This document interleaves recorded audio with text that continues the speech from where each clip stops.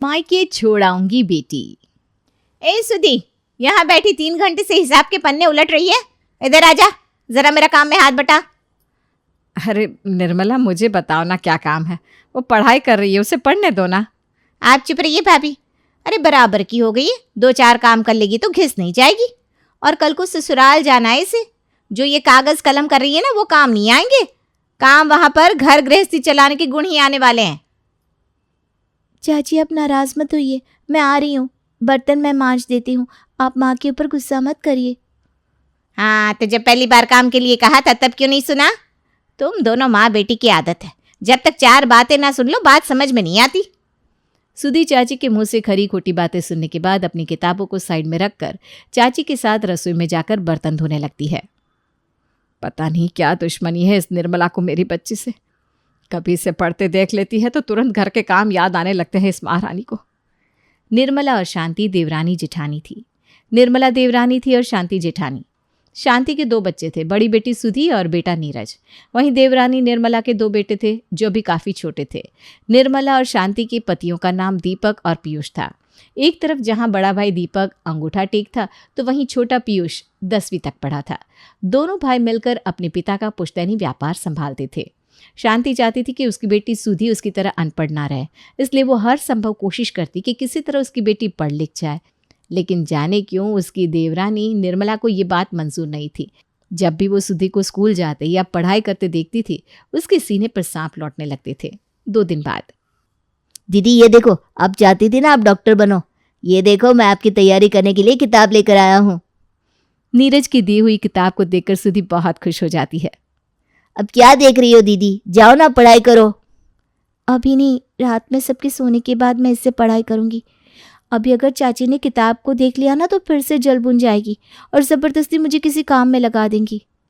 बात तो तुम्हारी ठीक है दीदी, तुम इस किताब को संभाल कर रख लो।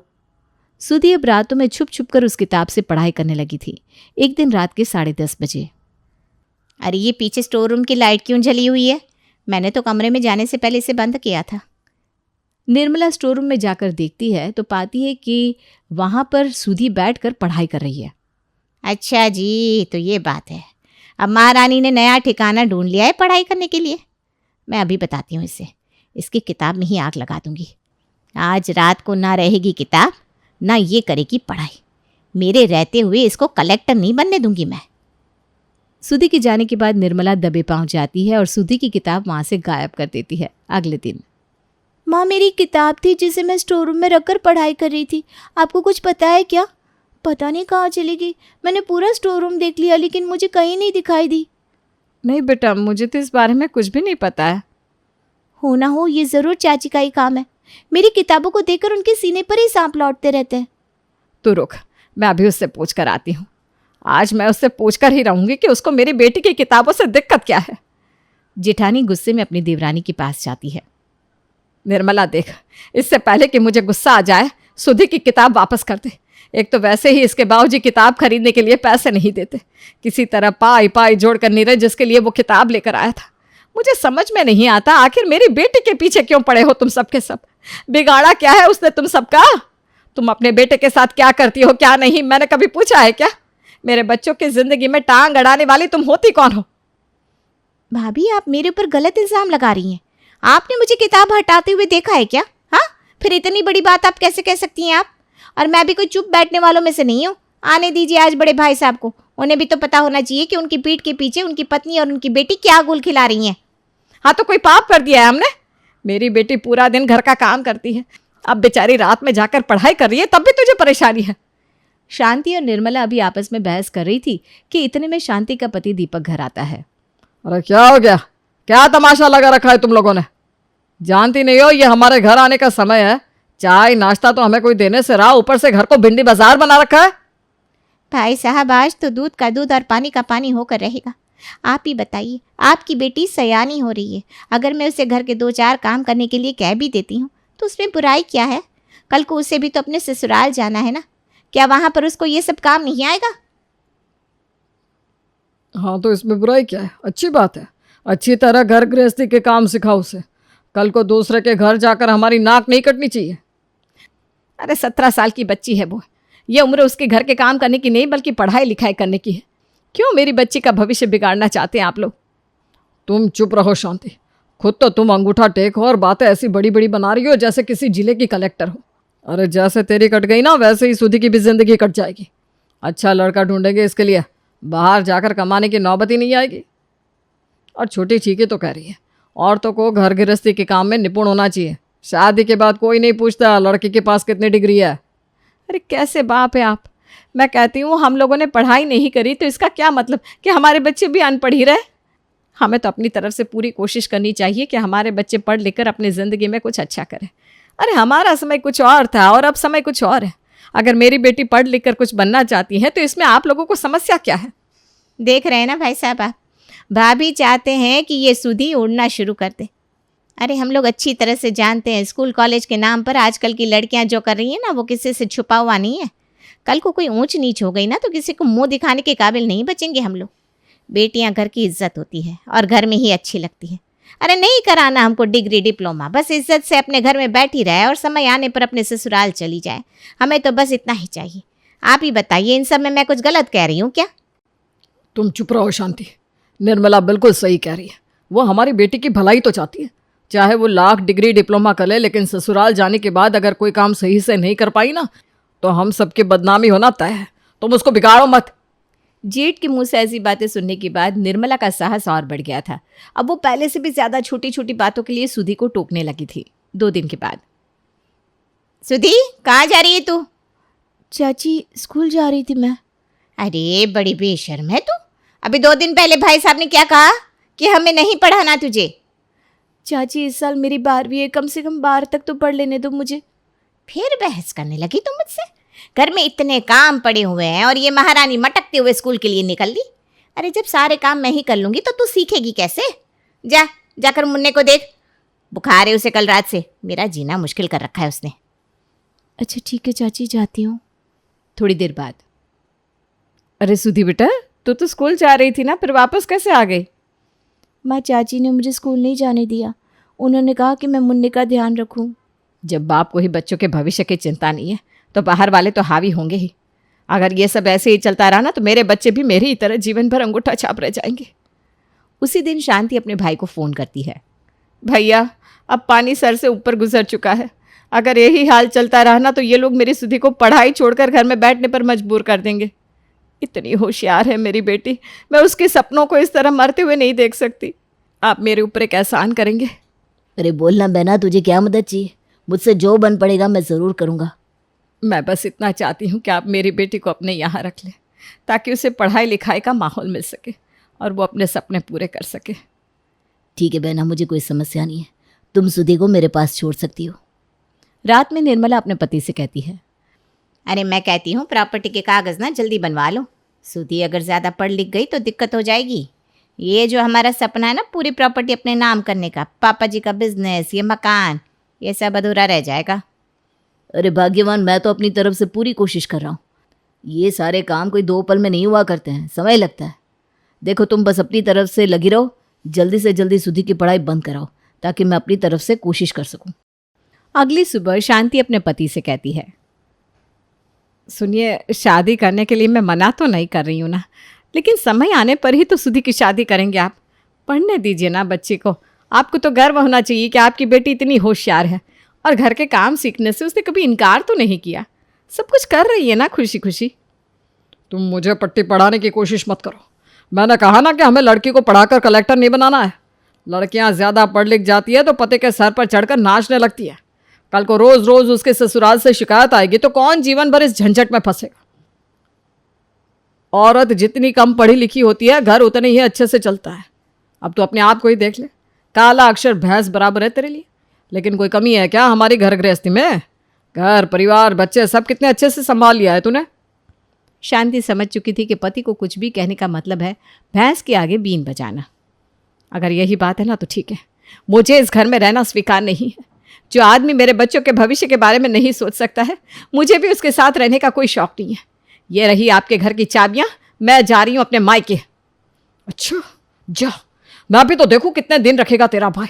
4 दिन में अकल ठिकाने आ जाएगी तेरी। शांति अपने दोनों बच्चों को लेकर अपने मायके लौट गई थी। जेठानी के घर छोड़कर जाने के बाद देवर और देवरानी को तो खुला मैदान मिल गया था मनमानी करने के लिए। अरे वाह, भगवान ने तो हमारी सुन ली। हमारे रास्ते के तो सारे कांटे एक ही झटके में अपने आप ही बाहर हो गए। देखा आपने मेरी लगाई हुई आग का असर। जेठ जी ने अपने पत्नी और बच्चों को बाहर का रास्ता दिखा दिया। अब इस समय बिल्कुल अकेले हैं वो। यही समय है, तुम जल्दी से कागज़ तैयार कराओ, उसके बाद हम लोग धोखे से जेठ जी का अंगूठा लगवा लेंगे। अरे उन्हें कौन सा 2 अक्षर भी पढ़ना आता है? काला अक्षर भैंस बराबर है उनके लिए। उन्हें तो चाहे जो बताकर साइन करवा लो, वो खुशी खुशी साइन कर देंगे। ठीक कहती हो भाग्यवान, भगवान भी हमारे साथ है। अब हमें इस प्रॉपर्टी का मालिक बनने से कोई नहीं रोक सकता। तुम चिंता मत करो भाग्यवान, 9 लाख का हार बनवाऊंगा मैं तेरे लिए। बस एक बार ये व्यापार और ज़मीन जायदाद मेरे नाम हो जाए, इसके बाद सारे शौक पूरे करूंगा तेरे। अगले दिन मम्मी आज छोले भटूरे बनाओ ना, जब से ताई जी गई है घर में ढंग का कुछ खाने को ही नहीं बन रहा है। चुप कर ताई जी के चमचे, सारा काम तेरी ताई जी तो करती थी। मैं तो यहाँ पूरा दिन बैठकर मक्खियाँ मारती हूँ ना। मम्मी आप हमेशा गुस्से में ही क्यों रहती हो? आप सुधी दीदी के ऊपर भी हमेशा गुस्सा करती थी, इसीलिए वो घर छोड़कर चली गई। अगर आप उनके ऊपर गुस्सा नहीं करती ना तो वो भी हमारे साथ ही रहती। कितना प्यार करती थी सुधी दीदी हम लोगों को। अरे तू यहाँ से जाता या नहीं है? आया बड़ा सुधी और ताई जी का चमचा। दाल चावल बनाकर रखे हुए हैं, चुपचाप से खा ले। छोले भटूरे खाने हैं साहब को। अरे भाग्यवान, बहुत बड़ी खुशखबरी है। क्या बात कर रहे हो, काम हो गया क्या? हाँ ये देखो, ये सारे कागज़ मैं बनवा कर लाया हूँ। अब बस अंगूठा लगवाना रह गया है। भैया के अंगूठा लगाते ही पिताजी की दुकान, मकान, ज़मीन, जायदाद सिर्फ और सिर्फ हमारा हो जाएगा। अरे शुभ काम में देरी मत करिए आप, कल ही इस काम को अंजाम दे देते हैं। निर्मला और पीयूष अब बस किसी तरह उस रात के बीतने का इंतजार कर रहे थे, ताकि अगली सुबह वे लोग दीपक से कागज़ों पर अंगूठा लगवाकर प्रॉपर्टी के इकलौते मालिक बन सके। किसी तरह बेचैनी में रात बीत जाती है और अगली सुबह। जेठ जी, नाश्ते में क्या खाएंगे आप आज? आज ना मैं आपकी पसंद का ही नाश्ता बनाऊंगी। क्यों भाई, आज ऐसी क्या खास बात है? बड़ी खुश दिखाई दे रही हो। नहीं नहीं भाई साहब, ऐसी कोई खास बात नहीं है, बस ऐसी आज मेरा मन थोड़ा अच्छा है तो सोचा आज सबकी पसंद का खाना बना दूं। अगर ऐसी बात है तो ठीक है, फिर गर्मा गर्म आलू के पराठे खिला दो, काफ़ी दिन से खाया नहीं है। हाँ हाँ भाई साहब, क्यों नहीं, आपका हुक्म सर आंखों पर। मैं भी आलू के पराठे बनाकर लाती हूँ। निर्मला स्वादिष्ट आलू के पराठे बनाकर जेठ के सामने परोस देती है। नाश्ता करने के बाद मज़ा आ गया वाकई, आज तो बहुत ही स्वादिष्ट नाश्ता बनाया। अरे भैया अच्छा हुआ कि आप यहीं मिल गए। वो क्या है ना, निर्मला का बैंक में अकाउंट खुलवाने जा रहा था तो उसके फॉर्म में 2 लोगों की साइन की ज़रूरत है। एक जगह आप साइन कर दीजिए, एक जगह मैं कर देता हूँ। साइन? लेकिन मैं तो अंगूठा लगाता हूँ ना छोटे। अरे भैया कोई समस्या नहीं है, आप अंगूठा ही लगा दीजिए। दीपक जैसे ही उन कागज़ों पर अंगूठा लगाने चलता है कि सामने से उसकी पत्नी और बेटी घर में आते हुए नजर आते हैं। रुक जाइए, ये क्या अनर्थ करने जा रहे हैं आप? जानते भी हैं इन कागज़ों में क्या लिखा है? हाँ, छोटे ने बताया ना, निर्मला का बैंक में अकाउंट खुलवाने के कागज़ है। और तू तो खुद अंगूठा टेक है। अब तू मुझे बताएगी कि कागज़ों में क्या लिखा है?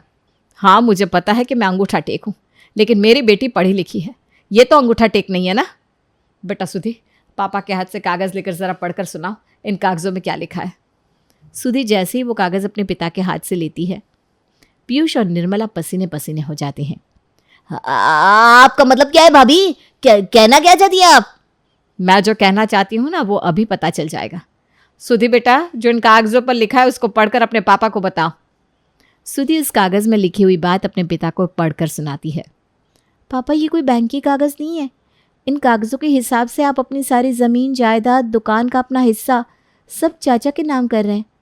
इस कागज़ में साइन करने के बाद इस मकान में और व्यापार में आपकी कोई हिस्सेदारी नहीं रहेगी। सब अकेले मालिक चाचा चाची हो जाएंगे। क्या कह रही हो सुधी तुम ये? वो सही कह रही है। देख लिया आपने अपने भाई के ऊपर आंख बंद करके भरोसा करने का नतीजा। अगर आज मेरी बेटी ना होती तो ये दोनों सारी प्रॉपर्टी हजम कर जाते। सोचा है उसके बाद क्या होता हम सबका। बहुत बड़ी गलती हो गई मुझसे। मैं मानता हूँ कि मैंने हमेशा अपनी बेटी की पढ़ाई का विरोध किया, लेकिन आज इसी बेटी ने मुझे बर्बाद होने से बचा लिया। लेकिन ये तुम्हें पता कैसे चला? पापा, मिंकू ने कल रात को ही चाचा चाची को बात करते हुए सुन लिया था और फिर उसने उन कागज़ों की फ़ोटो खींचकर मुझे भेज दी थी। जैसे मैंने वो फ़ोटो देखी, मेरे पैरों के नीचे से तो ज़मीन निकल गई और मैं दौड़ते हुए माँ को लेकर यहाँ चली आई। मिंकू तो अभी छोटा बच्चा है, उसे चाचा चाची की बातों का सही सही मतलब समझ में नहीं आया था, लेकिन उसे इतना ज़रूर समझ में आ गया था कि कुछ न कुछ गलत होने वाला है। इसके बाद दीपक को ये बात अच्छी तरह समझ में आ गई थी कि लड़का हो या लड़की, शिक्षा सबके लिए बहुत ज़रूरी होती है और उसके बाद वो खुद भी प्रौढ़ शिक्षा केंद्र में जाकर पढ़ना शुरू कर देता है।